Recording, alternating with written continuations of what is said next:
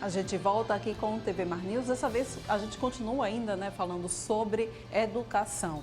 É que a OAB lançou uma pesquisa para saber exatamente o que a população acha do retorno às aulas presenciais nesse momento de pandemia. Você pode participar também dessa pesquisa e a gente vai ver a partir de agora como na matéria de Fernando Palmeira.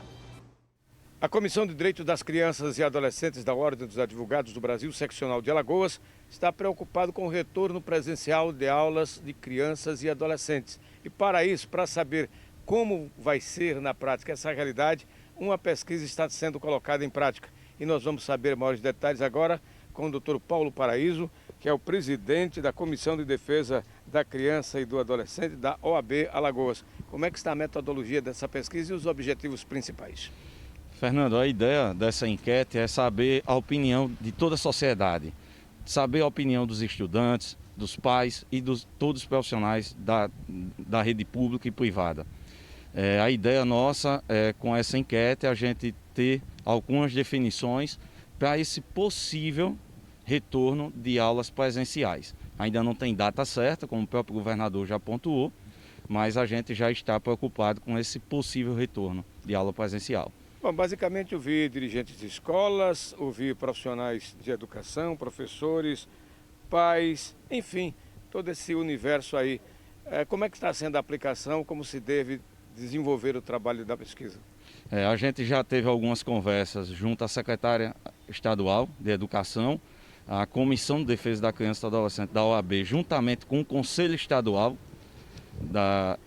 do nosso estado, justamente para a gente saber como vai se dar, certo? Até após o resultado dessa enquete, todo esse trabalho. Tudo indica que após esse resultado, a gente deva proceder até com audiência pública, para que a gente consiga discutir ainda mais. Um formulário para essa pesquisa já está disponível aí no site da OAB. Qual o endereço mais completo?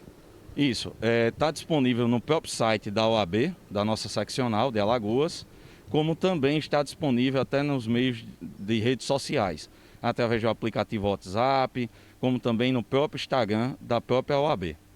Como é que a OAB está vendo a aula não presencial? Tem muita gente, inclusive de farda em casa, a meninada de farda, acompanhando a aula, interagindo. Isso tem suprido essa necessidade diante da pandemia.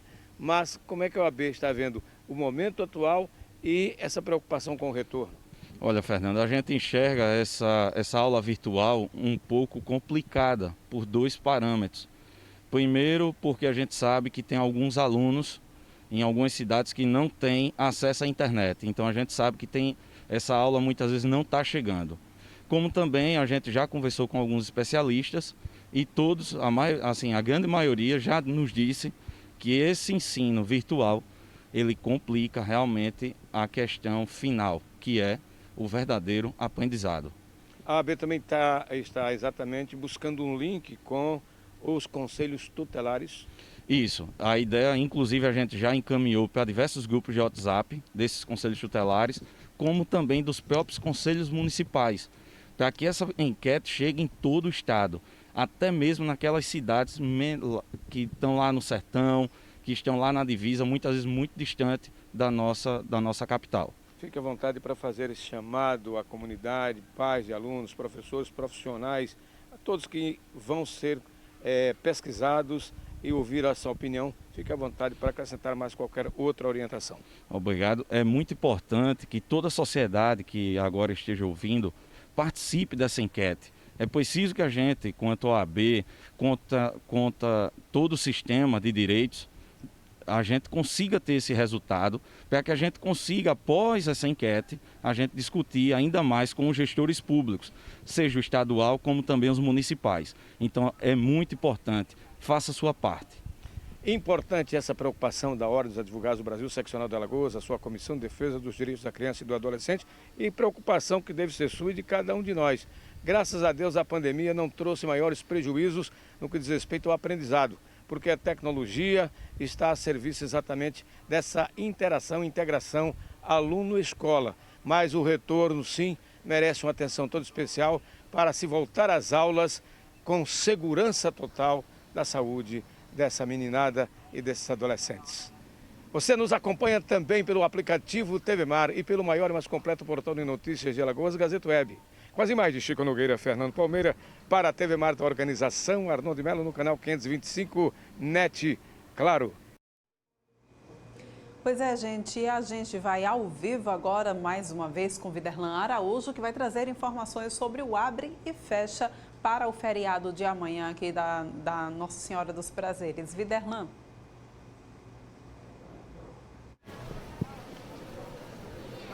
Isso tem gerado, inclusive, muitas dúvidas, Porlane Santos, não só para os telespectadores da TV Mar, canal 525 na NET, claro, pelo portal Gazeta Web, pelo aplicativo TV Mar, também nas nossas mensagens privadas também. Qual o horário de funcionamento das lojas do centro de Maceió? É um local que reúne também um potencial econômico fantástico para a capital, tem um papel relevante nas questões econômicas e, naturalmente, durante esse feriado, as pessoas querem saber para não perder a viagem. Quais os horários de funcionamento das lojas? Quem vai explicar melhor para a gente é o Guido Júnior, ele que é presidente da Aliança Comercial, que está aqui conosco. Guido, muito obrigado mais uma vez por nos receber. Como é que está sendo feito esses preparativos e os horários de funcionamento das lojas aqui do centro de Maceió durante o feriado de Nossa Senhora dos Prazeres? Bom dia. Bom dia. As lojas vão abrir. Tem loja que vai abrir de 8 horas, tem uma loja que vai abrir de 9, mas no geral a gente recomendou abrir das 8 até as 13 a 14 horas. É porque o objetivo da abertura desse feriado é que muita gente ainda está com medo de vir ao centro no dia normal, porque o fluxo de gente realmente no centro é muito grande. Então a gente deu essa oportunidade para as pessoas que estão receosas vir aproveitar esse feriado e fazer as compras que a pessoa está precisando.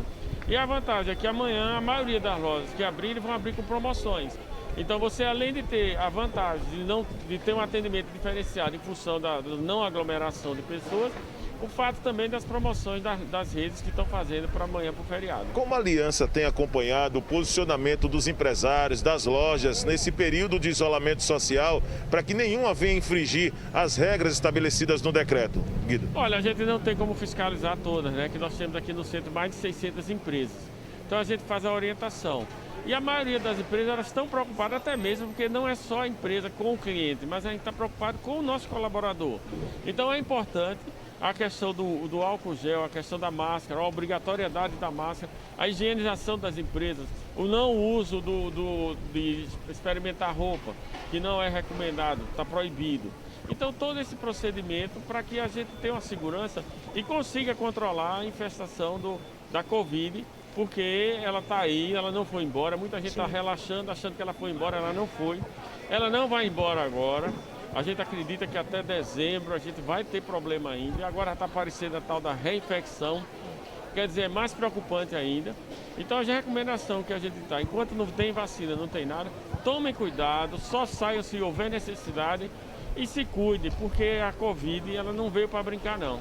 Se não tomar cuidado, vai embora. Guido, deixa eu te perguntar uma questão, você como um empresário, como você é um comerciante, quais os impactos que essas mudanças de horário da pandemia, trouxe no mercado, trouxe aqui no comércio para vocês comerciantes? Olha, no começo foi complicado em função do horário, mas a gente houve um acordo com o governo, a gente estipulou o horário, a gente foi determinado o horário, depois aumentou mais o horário. Então a gente está cumprindo esse horário, porque até mesmo a gente está preocupado também com os nossos colaboradores. E graças a Deus a gente não está tendo muito problema com os colaboradores com questão do Covid, alguns tiveram, que é normal, mas no geral está sendo controlado, então a gente tem controlado isso aí. E eu recomendo que as lojas usem, façam cumprir o horário para a gente evitar um problema, e se aumentar pode correr o risco de voltar a fechar, o que ninguém quer. É uma situação realmente bem preocupante. E em termos de promoção que você citou que as lojas têm feito para atrair as pessoas, necessariamente para amanhã, no feriado de Nossa Senhora dos Prazeres, está prevista liquidação em algumas lojas? Como você tem acompanhado isso como presidente da Aliança? Tá, as lojas têm feito promoção, até mesmo porque a gente está tendo um problema agora com o fornecimento, né? As fábricas não estão conseguindo reabastecer, a gente está com o dólar em alta, quer dizer, há uma série, uma falta de matéria-prima, a indústria também está com problema com muita gente com Covid, então as lojas não repassaram o reajuste que foi feito pelas fábricas, então só esse fato já é uma promoção. Então a vantagem de você comprar agora é em função exatamente das empresas estar segurando o preço. E no geral a maioria das redes fazem promoção mesmo. Porque se você não fizer uma promoção hoje, você não consegue vender não, porque o pessoal está sabido para isso aí e é o correto. Tem que ter cuidado nas compras, porque ele tem que manter, para você manter o cliente, você também tem por obrigação de não reajustar, porque não tem condição de você reajustar todo mundo, porque você vai afastar o cliente. Guido, para encerrar a entrevista, eu não vou fazer mais nenhuma pergunta não, porque todos nós precisamos ser solidários com os empresários. Vou deixar esse espaço para você fazer uma convocação como presidente da Aliança e para os nossos telespectadores, para poder participar, para comparecer aqui ao centro de Maceió. Eu convido a todos para aproveitar a promoção, as promoções, né, que daí de amanhã. E outra coisa, a vantagem, a gente vai ter... Como a gente tem esse horário, a gente não vai ter o fluxo de gente que tem, porque não tem banco amanhã, quer dizer, não tem algumas repartições. Então termina que você pode vir com mais tranquilidade, com menos gente, com menos aglomeração e ao mesmo tempo aproveitar as promoções, porque o comércio precisa vender e a gente precisa reativar a atividade normal. Muito obrigado, Guido Santos, ele que é presidente da Aliança Comercial Porlândia. Então, horário de funcionamento amanhã já passado para os nossos telespectadores aqui no centro da capital alagoana, que é um local de grande concentração e de potencial econômico para a capital Maceió. Lembrando que o feriado é apenas aqui em Maceió, né? Um feriado municipal de Nossa Senhora dos Prazeres, por ser a padroeira aqui de Maceió, e naturalmente estamos fazendo esse papel, levando a informação, deixando o nosso telespectador, o nosso internauta bem informado nessa linha de prestação de serviços que nós da TV Mar Canal 525, pela NET Claro, pelo portal Gazeta Web e pelo aplicativo TV Mar, estamos exercendo diariamente. Ao lado do Chico Nogueira, pelas ruas da capital alagoana, eu vou me despedindo. Teremos um novo encontro somente na sexta-feira, na programação da TV Mar, a partir de 8h30 da manhã, no Departamento de Jornalismo ao vivo. Segue você no finalzinho aí do TV Mar News. É com você, Polani. Muito obrigada, Viderlan. A gente volta a se encontrar então amanhã, porque agora a gente vem aqui para o estúdio para o nosso quadro Saber em Debate, já recebendo então aqui o professor Luiz André, que hoje vem com um tema bastante pertinente, também muito atual, né? Que é exatamente essa mudança de cara do governo do Bolsonaro, né?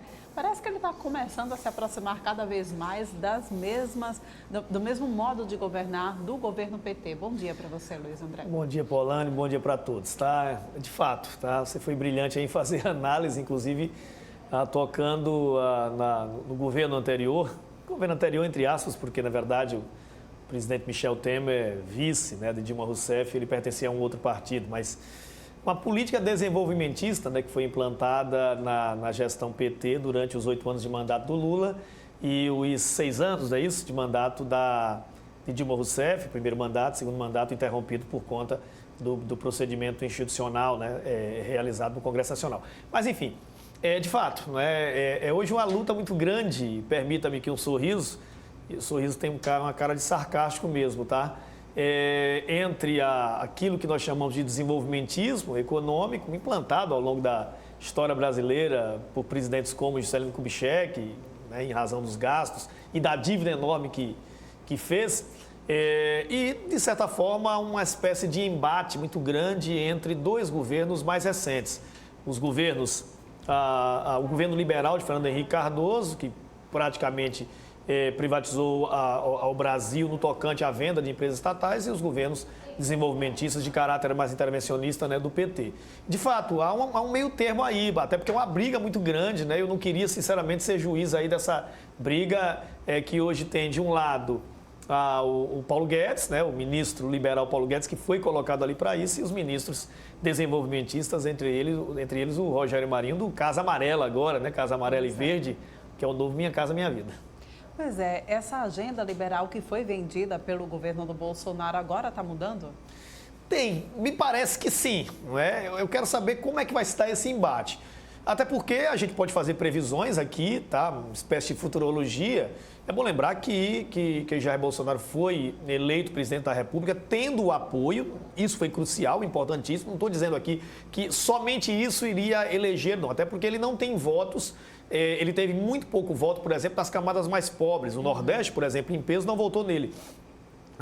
Mas ele foi eleito com essa pauta governamental, que era a pauta de ajuste fiscal. E esse processo de ajuste fiscal, empreendido com a queda, né, de Dilma Rousseff em 2016, e que ficou claro durante a gestão Michel Temer, com a aprovação de reformas, entre elas a famigerada reforma do teto dos gastos públicos, e aqui eu estou opinando mesmo, afirmando, portanto, né, de uma opinião do qual um país muito desigual como o nosso, você ter um estabelecimento de um teto do gasto público para áreas sociais é realmente muito complicado para as pessoas mais pobres. Então, tudo isso aí foi feito, não é?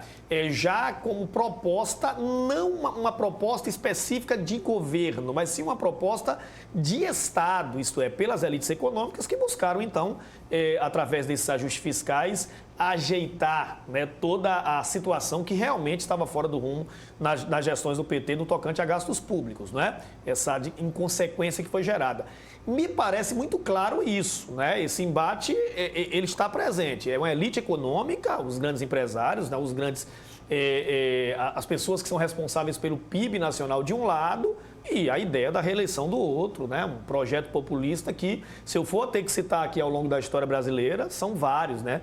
Principalmente se nós buscarmos recentemente a possibilidade de reeleição, que é clara desde a gestão Fernando Henrique Cardoso. Me parece, então, que o gasto, e para isso precisa quebrar, do ponto de vista constitucional, o teto dos gastos públicos, me parece que é isso aí uma proposta clara para buscar a reeleição, porque tem que ter voto realmente dessas camadas mais populares. O Casa Verde e Amarela, né, até a mudança do nome do Minha Casa Minha Vida, me parece ser mais um desses programas, isso é muito claro. Pois é, e como que você acha que a elite brasileira vai abraçar essa mudança de governo do Bolsonaro? O Brasil tem uma questão histórica, isso é histórico, Porlane, de situações eleitorais que envolvem outros aspectos que não são os aspectos apenas macroeconômicos, não é verdade? Porque nós vivemos com escândalos de corrupção o tempo todo, entendeu? E tudo isso gera, claro, em determinado momento, a onda que pode ajudar ou arrasar, devastar uma candidatura.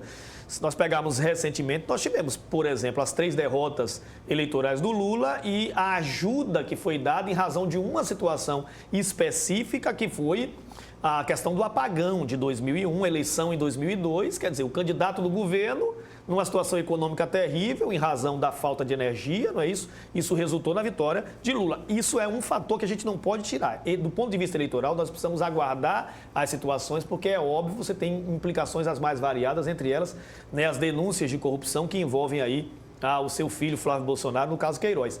Mas, do ponto de vista macroeconômico, a falta de apoio dessas elites econômicas que sustentam, portanto, o plano liberal de ajuste do Estado com menores gastos, com desburocratização, com privatização de empresas que até então não foi para frente, com a reforma que começou na gestão Temer, com o teto dos gastos públicos sendo aprovado, não é isso? Para os nossos telespectadores, é importante lembrar, teto dos gastos públicos significa só se pode gastar aquilo que a inflação tirou. Inflação sob controle hoje, juros muito baixos, tudo isso é muito interessante, é bom deixar claro, para o grande empresariado, não é verdade? Sim. Tudo isso ainda não foi aplicado, não é? Então, é deixar claro que é óbvio que esse apoio econômico, a gente sabe muito bem como funcionam as situações aqui, ele é fundamental, mas vamos aguardar o que vai acontecer.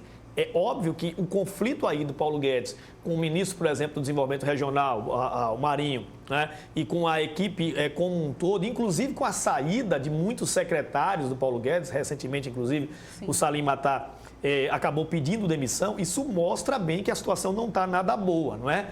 Resta saber o que é interessante para o Brasil. Aí é óbvio, tudo isso aí, do ponto de vista eleitoral, nós temos que aguardar. Do ponto de vista da nossa realidade social, eu entendo, por ser absolutamente necessário, que nós possamos buscar políticas desenvolvimentistas, principalmente para aqueles que são os mais necessitados. Pois é, fica aí então toda essa análise para quem está nos assistindo, que vale, de fato, vale muito a pena a gente levar em consideração. Muito obrigada pela tua participação mais uma vez aqui no TV Mar News, professor. Muito obrigado, até a próxima semana. A gente vai agora para um rápido intervalo, mas é rapidinho mesmo, não sai daí que a gente traz mais informações para vocês aqui a pouquinho.